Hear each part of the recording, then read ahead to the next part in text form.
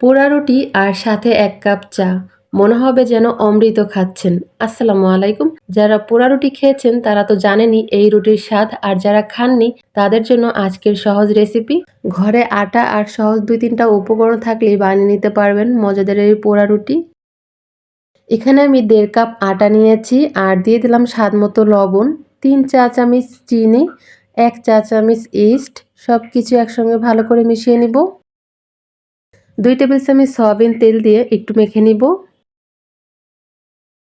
এখানে 1/2 কাপ কুসুম গরম দুধ নিয়েছি, অল্প অল্প দিয়ে মেখে নিব আর সফট একটা ডো বানিয়ে নিব। এই তো মেখে নিয়েছি, আরও 2 টেবিল চামচ সয়াবিন তেল দিয়ে ভালো করে মথে নিব। মথে নিয়েছি, এখন এটাকে আমি 30 মিনিটের জন্য রেস্টে রাখবো। 30 মিনিট পরে ফিরে আসলাম, ডোটাকে একটু হালকা মথে নিব।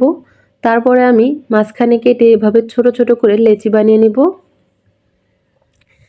এরপরে যে গোল গোল করে বলের মতো বানিয়ে নিব। ১.৫ কাপ আটায় ৬টা লেচি হয়েছে। এই লেচিগুলোকে এখন আমি 10 মিনিটের জন্য রেস্টে রাখবো। 10 মিনিট পরে এখন এক একটা লেচি এইভাবে বেলে নিব।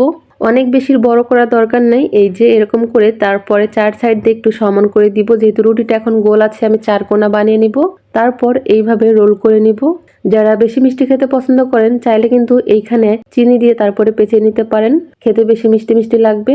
এই তো সবগুলোকে বানিয়ে নিয়েছি, এখন আমি এগুলোকে 10 মিনিটের জন্য রেস্টে রাখবো।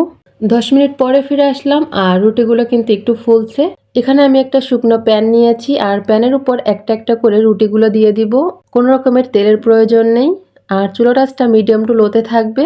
1 মিনিটের মতো সময় এটাকে রেখেছি, তারপর এগুলোকে উল্টে দিচ্ছি। এগুলো হতে কিন্তু বেশি সময় লাগে না, তবে আপনারা চেষ্টা করবেন একটু ঢেকে দেওয়ার। উল্টে পাল্টে ভেজে নিব, আর কিভাবে উল্টে পাল্টে নিচ্ছি এটাও দেখে বুঝতে হবে। এক এক সাইড ভাজতে আমার 1-1 মিনিটের মতো সময় লাগছে আর চুলার আঁচ মিডিয়াম টু লোতে রেখে নিয়েছি। চারপাশ যখন ভাজা হয়ে যাবে তখন এইভাবে লম্বা করে এই সাইডগুলো ভেজে নিতে হবে। এই তো সবগুলোকে ভেজে নিয়েছি আর ভেজে নেওয়ার পরে কত সুন্দর একটা কালার হয়েছে, আর নামিয়ে নেওয়ার পরে কতটা সুন্দর লাগছে। এখন এখান থেকে একটা রুটি নিয়ে ছুরির মধ্যে গেঁথে নিলাম। তারপর রুটির উপর ঘি ব্রাশ করে দিচ্ছি। ঘি ব্রাশ করে দেওয়ার পরে উপর দিয়ে চিনি দিয়ে দিচ্ছি। চিনি সবখানে লাগিয়ে নিয়ে চলে যাব চুলায়। চুলাটাকে ধরিয়ে চুলার আঁচ মিডিয়াম টু লোতে রেখে রুটিটাকে হালকাভাবে পুড়িয়ে নিব। কিভাবে পোড়াচ্ছি দেখেই বুঝতে পারছেন। একভাবে ধরে রাখা যাবে না, এইভাবে ঘুরিয়ে ঘুরিয়ে পোড়াতে হবে। আর চুলার আঁচটাকেও কমিয়ে রাখতে হবে, তা না হলে কিন্তু পুড়ে যাবে আর তখন খেতে তিতা লাগবে। দেখুন পোড়ানোর পরে কতটা লোভনীয় হয়েছে।